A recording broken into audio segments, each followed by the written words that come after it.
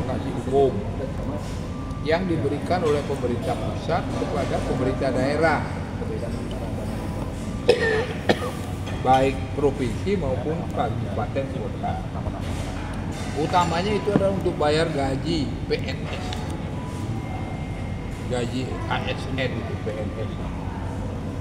Itu ada ASN, ada PNS, ya tidak sama juga.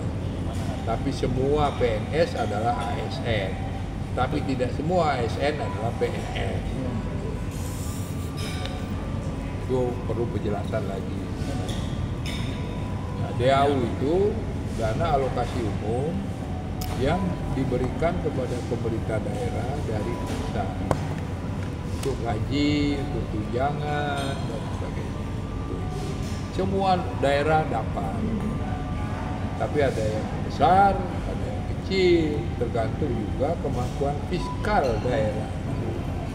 Kalau daerahnya sudah kaya, ya dikasihnya ada rumusnya. DAU itu ada rumusnya. Kalau DAK, dana alokasi khusus, itu pemerintah pusat sebenarnya punya kewajiban untuk melaksanakan sesuatu di daerah, dan daerah itu juga perlu. Misalnya bikin jembatan, misalnya perbaiki daerah aliran sungai, misalnya membangun sekolah. Sekolahnya udah rusak, udah apa. Kan pusat juga punya anggaran tuh untuk memperbaiki sekolah. Daerah juga perlu sekolahnya diperbaiki. Ya, daerah menyampaikan kepada pusat bahwa kami perlu ini. Dipelajari oleh pusat. Cocok nggak? Kalau cocok, jadi kasih. Kalau nggak cocok, ya. Itu kira-kira DAK itu. Nah, ada lagi sumber dana dari pusat yang namanya dana bagi hasil. Biasanya dana bagi hasil pajak. Pajak, karena ini kan ada dana, ada pajak bumi dan bangunan. Sebagian memang dipakai oleh kabupaten, sebagian juga disetor pusat. PPN, pajak pertambahan nilai. PPH, pajak penghasilan. Itu masuk ke pusat. Nanti sebagian dibagi lagi ke daerah. Dana bagi hasil pajak dan retribusi.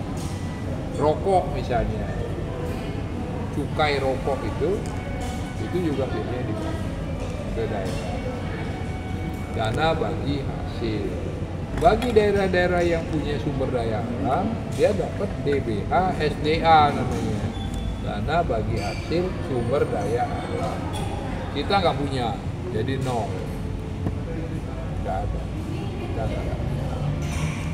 Terus ada juga dana otsus. Jadi dua provinsi kita yang otsus, Papua dan Aceh. Dia ada dana otsus. Lain. Ada dana istimewa, daerah istimewa Yogyakarta. Itu dapat. Pokoknya Bali nol, dana istimewa nggak dapat. Dana bagi hasil sumber daya alam nggak dapat, dana otsus ya nggak dapat apalagi. Jadi memang tidak banyak. Nah sekarang gimana cara kita biar ada proyek-proyek di daerah pusat? Ya itu juga tergantung sekali kepada kebutuhan daerah dan keadaan kemampuan keuangan pusat. Contohnya misalnya kita bikin jalan tol Bali Mandara itu, kita kan nggak punya uang untuk bikin itu, ya kan berapa triliun gitu. Terus pemerintah, oke, usahakan prakarsa boleh Bali, tapi nanti pelaksanaannya oleh pusat. Ada yang namanya sistem namanya KPBU, kerjasama pemerintah dan badan usaha. Jadi itu kerjasama antara Provinsi Bali ada ikut saham di situ 100 miliar, Bandung 100 miliar, selebihnya BUMN. BUMN ada Pelindo, ada Angkasa Pura, ada macam-macam konsorsium BUMN. Sebenarnya pola pembangunan Bandara Balitara itu kalau mau bisa seperti itu. Bisa, tapi kalau ada swasta betul, ya bagus juga. Tapi tetap harus ada kerjasama dengan pemerintah. Paling ideal adalah misalnya Angkasa Pura. Karena sekaligus nanti harus mengoperasionalkan bandara itu. Kita juga nggak mau di bandara itu dioperasionalkan oleh orang asing. Kita nggak mau dong. Iya kan? Harus kita. Tuh. Jadi ini hal-hal seperti ini harus sudah rinci kita pelajari juga. Saya yakin juga pemerintah udah tahu. Itu udah biasa.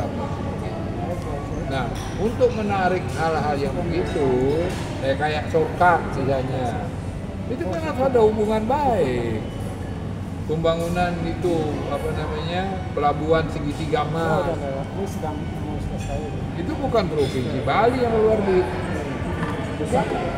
pemerintah pusat. Tapi kan harus diminta, harus dikasih tahu bahwa ini loh kami perlu pelabuhan ini.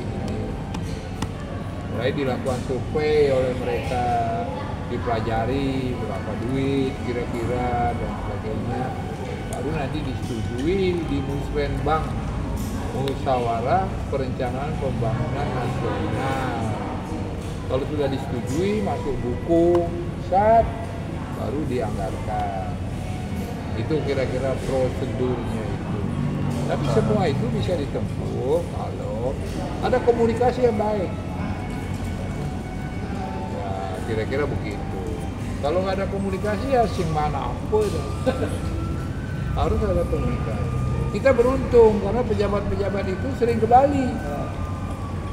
Ya kalau kita rajin nemuin mereka, temenin kami loh, kami ngomong-ngomong, ngopi-ngopi, ya, kami perlu ini. Sederhana sebenarnya. Karena mereka punya duit. Saya sering cerita, anggaran 2024 itu 3.600 triliun.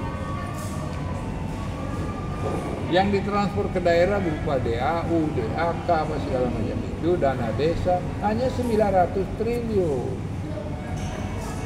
Untuk 34 provinsi kemarin, nah sekarang mungkin 38 provinsi. Ya. Itu. Tapi sisanya banyak, 3.600 kurangi 900 masih 2.700. Nah, kemudian di pusat kan ada lembaga, ada pemerintah, ada kementerian, ada badan ini, lembaga, istilahnya KL, K garis miring L, kementerian dan lembaga. Jadi perlu duit juga. Buat biayai kedutaan kita di luar negeri. Banyak itu duitnya, itu sekitar 1.200 triliun. Nah, kalau 2.700 kurangi 1.200 kan masih 500. Itu di tangan Menteri Keuangan. Untuk hibah pusat ngasih hibah juga. Bayar hutang kita banyak di luar negeri, bayar bunga. Terus itu ya gitu. Biar ada bayangan untuk di masyarakat.